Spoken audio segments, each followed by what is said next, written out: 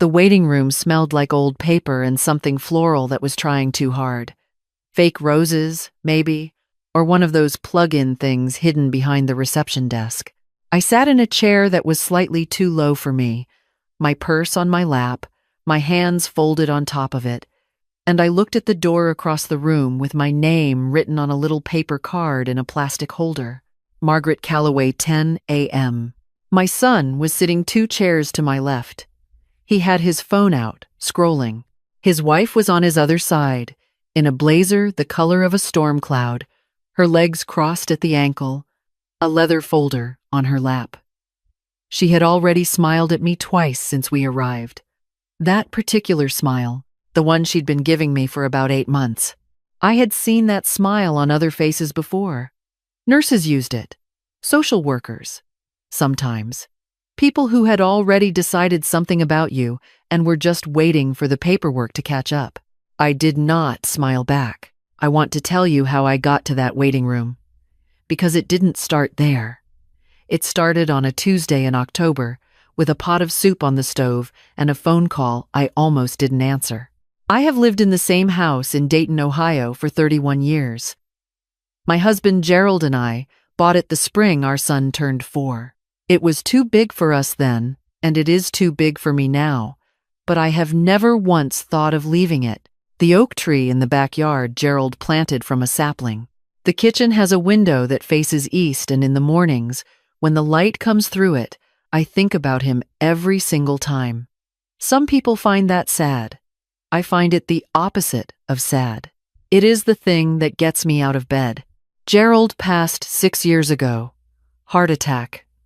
He was there in the morning and gone by afternoon, which sounds terrible but was, in some ways, a mercy. I grieved the way you grieve when someone has been the center of your life for 38 years, slowly, quietly, and without any real end to it. My son flew in for the funeral and stayed a week. He was attentive and kind, and I was grateful for every minute of it. He flew home to Denver and his wife and his life, and I went back to being alone in the house that smelled like Gerald's aftershave for about 2 more months before it finally faded. We talked on Sundays. That was our arrangement. He would call around 7, we'd talk for 20 minutes, and then I'd hear his wife saying something in the background and the conversation would wrap up. I didn't mind. He had his own life. I had mine. I took a watercolor class at the community center. I had a neighbor named Carol who came over on Thursdays, and we watched whatever British mystery she'd found on streaming. I had my granddaughter. My son's daughter, from his first marriage, who was 23 and lived in Columbus and drove down once a month and filled my house with noise and laughter in a way that made me feel like myself again. Things were fine. Things were genuinely fine.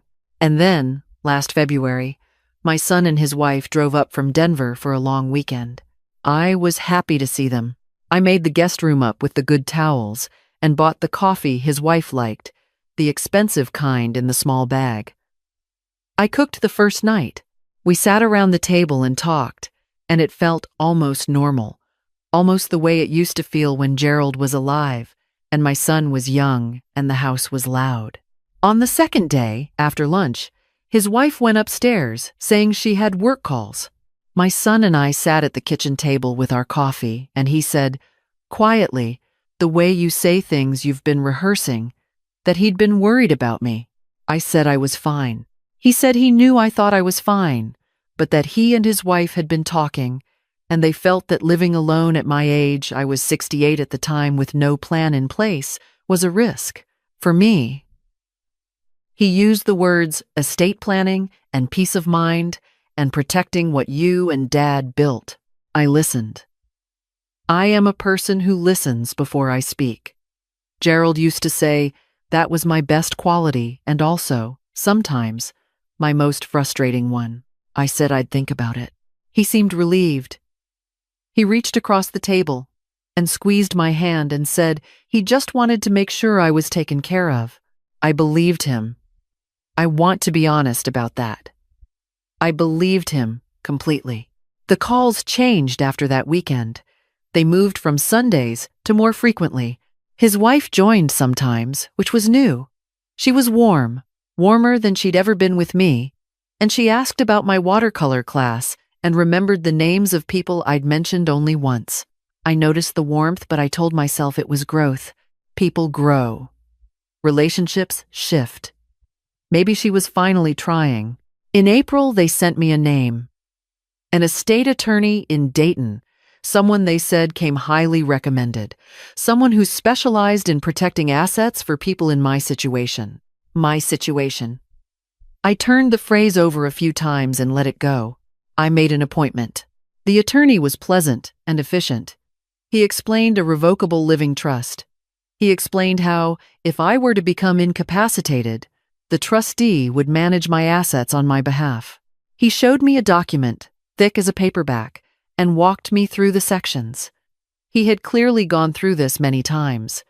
He answered my questions with the patience of someone who had heard them all before. I asked who would serve as trustee. He said, my son. I said, was there typically a co-trustee?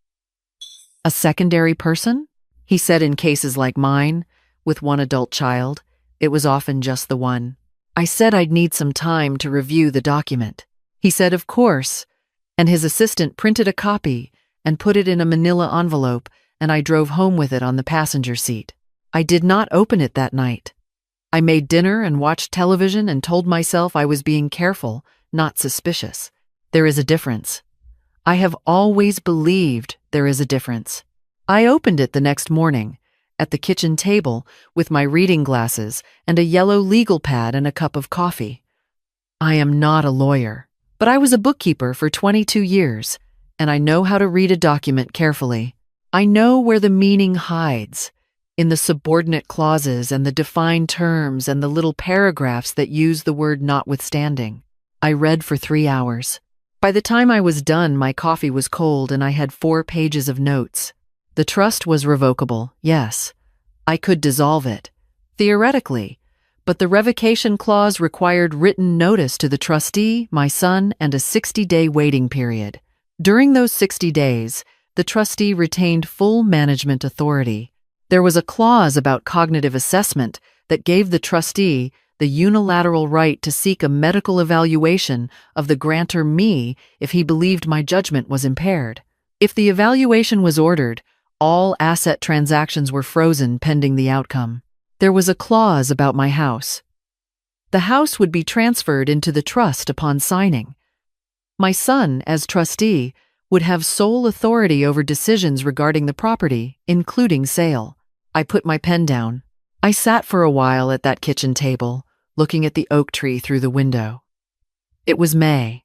The leaves were just coming in, that young green that only lasts a couple of weeks before it deepens. Gerald had planted it as a stick, basically. A twig with 3 leaves. He'd staked it with a bamboo pole and a strip of fabric torn from an old t-shirt. I picked my pen back up and wrote, at the bottom of my notes, I didn't tell my son. That is the part people would ask me about later. Why didn't I just say something? Why didn't I confront him? Here is what I understood by May that I had not understood in February. The conversation I had with my son in February, the one that felt like concern, was not the beginning of concern. It was the end of a plan that had been forming much longer than that. The attorney he'd sent me to was not neutral. The document he'd had prepared was not a starting point for negotiation. It was a conclusion, dressed up as a process. If I confronted my son, he would reassure me. He was good at reassurance. His wife was better. They would explain the clauses, soften the language, tell me I was misreading things. And some part of me, the part that still heard him calling me from his college dorm room when he was homesick, the part that remembered holding him in the hospital the morning he was born, that part would want to believe them. I could not afford to want to believe them. So I said nothing, and I went looking. Carol's nephew was a semi-retired attorney who had done family law for decades. She called him without me even asking, just showed up on Thursday with his number written on a notepad page and slid it across the coffee table between us. She didn't say much. Carol has known me for 19 years. She knew enough. I called him the following Monday. His name was Douglas, and he had an office in Kettering that smelled like the opposite of the Dayton firm lived in, slightly dusty bookshelves that looked actually used. He read through the trust document while I sat across from him, and when he finished, he took his glasses off and set them on the desk. He said it was legal. I said I knew it was legal. I asked what my options were. He said I had several. I could decline to sign, which was the simplest option. I could propose amendments. I could have him draft an independent trust with different terms and a different trustee structure. I said, what would that look like? He said it would look like me retaining control. A neutral third-party co-trustee, a different attorney. My granddaughter, named as secondary trustee, if I trusted her. Clear, specific language about my right to revoke on 30 days' notice with no evaluation clause. I said, let's do that. He nodded like he'd been expecting me to say it. Over the next 6 weeks, I met with Douglas 4 times. I did not tell my son. I said the right things on the Sunday calls. Yes, I was reviewing the document. Yes, it was a lot to absorb. Yes, I was taking my time. My daughter-in-law texted me a few times with gentle nudges dressed as check-ins. Just thinking of you? No rush on anything. Just want to make sure you're supported. I replied warmly. I used exclamation points. I called my granddaughter on a Tuesday night in June. She drove down the following Saturday, and I made lunch, and we sat at the kitchen table, and I showed her everything. My notes, Douglas's analysis, the original document, the new one we'd drafted. She didn't say anything for a long time. Then, she said some words about her father that I will not repeat here. And then she said, I told her what I needed. She said she'd be there. The signing was scheduled for a Thursday in July. The Dayton firm, 10 in the morning. My son and his wife had flown in Wednesday night. They took me to dinner that evening at a restaurant downtown. A nice one. And his wife ordered a bottle of wine and said a toast to family and to Gerald's memory, and I raised my glass and drank and looked at the candle in the center of the table and thought about the document in my purse. Not the one they expected me to sign. That night I slept better than I had in weeks. Gerald used to say that about me. You always sleep best right before the hard thing. He was right. I do. In the morning, I took my time getting ready. I wore the blue dress I'd bought for Gerald's retirement party, the one he said made my eyes look serious. I put on the pearl earrings his mother had given me 40 years ago. I drank my coffee at the kitchen table and looked at the oak tree and said, out loud, to no one, okay. We arrived at the firm at 9:50. My son held the door. His wife had her leather folder. The receptionist brought us to a waiting room with fake floral scent and chairs that were slightly too low. My name was on a card on the door. My son checked his phone. His wife smiled at me twice. I kept my hands folded on my purse. At 5 minutes past 10, the attorney, the one my son had chosen, came out to greet us. He was pleasant. He shook my hand. He led us into a conference room with a long table and a view of the parking garage and a stack of documents in the center, each one tabbed with small colored flags. My son's wife set her leather folder down and opened it. She already had a pen. The attorney sat down and began his overview. He talked about the structure of the trust, the protections it offered, the process of transferring the property title. He said the word straightforward 4 times. I counted. I let him finish. Then I reached into my purse and I took out a different envelope. White, letter-sized, Douglas's firm name in the upper left corner. I set it on the table. My son looked at it. I said that before anyone signed anything, I wanted to share something. The attorney looked at the envelope and then at my son with an expression that shifted very slightly from efficient to careful. I said that I had retained my own counsel. I said that I had reviewed the proposed trust document carefully and had some concerns I'd had difficulty raising directly, and so I had asked another attorney to help me draft something that better reflected my wishes. I said I was happy to sign a trust agreement today. Just not this one. My son said, Mom. I said, I understood. This was unexpected. His wife said, Margaret, we've been planning this for months. We just want to make sure you're protected. I said I was sure she did. And that was exactly why I wanted to make sure the protections ran both ways. I opened the envelope and took out the document and slid it to the attorney. He picked it up. My son was very still. His wife had closed her pen and was holding it in both hands, and she was looking at her husband, and her husband was looking at me with an expression I hadn't seen on his face since he was about 14 years old, and I'd found something in his room he didn't want me to find. That particular combination of surprise and the beginning of the understanding that the ground had shifted and there was nothing to do now but stand on it differently. The attorney read for a few minutes. Then he said that this appeared to be a valid alternative document. My son said he didn't understand. He said, why hadn't I said something? He said they could have worked this out. I said I was saying something now. He said this felt like, and he paused. And in the pause, I could see him choosing a word like I didn't trust them. I looked at my son. I looked at him the way you look at someone you have loved their whole life and still love, but clearly, without flinching. I said, I trust you to be who you are. I just needed to make sure I was protected as who I am. His wife started to say something, and my son put his hand on her arm. There was a silence in the room that had a shape to it. I have sat in a lot of silences. This one felt like a door, and we were all deciding whether to walk through it or not. Then the side door to the conference room opened, and my granddaughter walked in. She had driven up from Columbus that morning. She was wearing a blazer of her own, a navy one, and she had her mother's cheekbones and her grandfather's eyes, and she set her bag down in the chair beside me and put her hand briefly on my shoulder. She said she hoped she hadn't missed too much. My son looked at his daughter like he had forgotten she existed in this context, like she had stepped through the wrong wall into the wrong room. She sat down. I said to the attorney that my granddaughter was named in my document as secondary trustee, and that she was aware of all the terms, and that if he needed a moment to review before we proceeded, we were happy to wait. He said he'd like to step out briefly to make a few calls. He stepped out. The four of us sat in the conference room with the view of the parking garage. My son's wife looked at the far wall. My son looked at his hands. My granddaughter looked at me, and I looked back at her.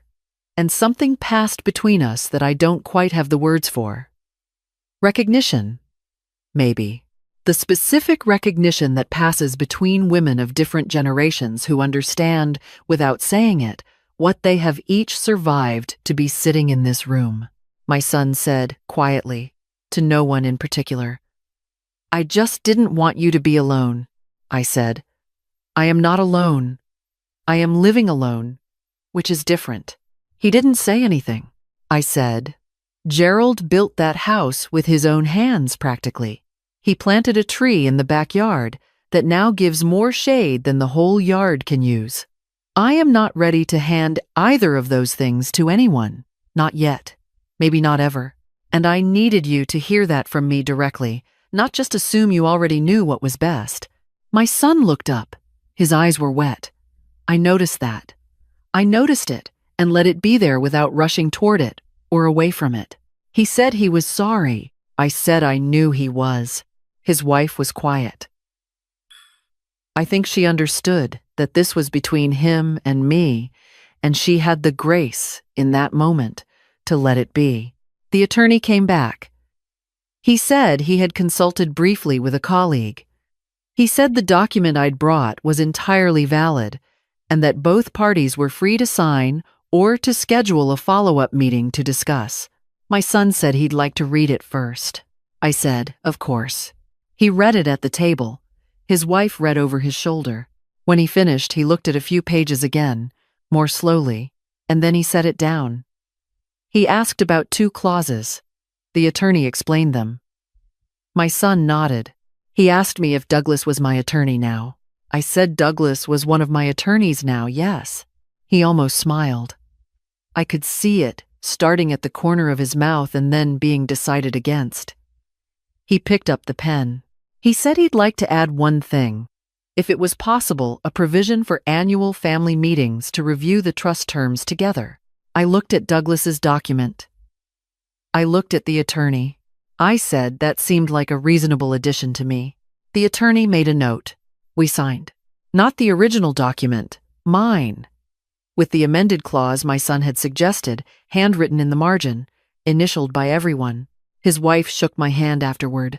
She held it for a second longer than a handshake requires, and she said, "I really did want what was best for you." I said, "I know. I wanted the same thing. That's why we're here." She nodded, carefully, and let go. My granddaughter and I had lunch after. A diner, a few blocks from the firm, a red vinyl booth, coffee that was not trying to be anything other than coffee. She ordered a grilled cheese. I ordered soup. She asked how I was feeling. I thought about it honestly before I answered, the way I try to do with her. I said I felt tired in a good way, like after something physical, like I'd moved furniture. She laughed. I said, "Does that make sense?" She said it made perfect sense. We ate and talked about other things. Her job, a trip she was planning, a book she thought I'd like. The afternoon light came through the diner window and made everything look a little golden, a little more itself than usual. On the drive home, I passed the turn for the watercolor class and thought about signing up again for fall. I had dropped it in April, when things had started to feel heavy. I hadn't realized until that moment that the heaviness was gone. I got home and put my purse on the hook by the door and went through to the kitchen. The oak tree was in the full shadow of late afternoon now, that deep, settled green that comes in July when the leaves have been there long enough to stop being new. I put the kettle on. I stood at the kitchen window and watched the tree, and I said quietly to the window or to no one or to Gerald, "Take your pick." I didn't protect everything, but I protected the part that mattered. The kettle started to hiss. I got down the cups. There are people who will tell you that getting older means giving things up. And yes, some of that is true. You give up the things your body takes from you, and the people time takes, and eventually, if you're lucky enough to live long enough, you give up the idea that you were ever really in control of any of it. But you do not give up your name. You do not give up your voice. You do not sign away the house where the man you loved planted a tree as a twig and called it an act of faith. Not until you're ready. And maybe not even then. My son called that Sunday, the usual time. We talked for almost an hour. His wife didn't interrupt. At the end, he said he had been doing some thinking and that he'd like to come down in the fall. Just him. No agenda. Just to spend some time. I said I'd like that. He said, "I love you, Mom." I said, "I know you do. I love you too." And I meant both of those things at the same time, completely. That is the particular complicated grace of loving someone for their entire life. You hold more than one truth about them at once. You have to. There is no other way to keep going. I poured my tea and sat at the kitchen table, and the house was quiet in the way that houses get in the evening, when the light lowers and the day becomes the kind of thing you can look back at steadily. I sat there for a long time. I wasn't afraid of any of it.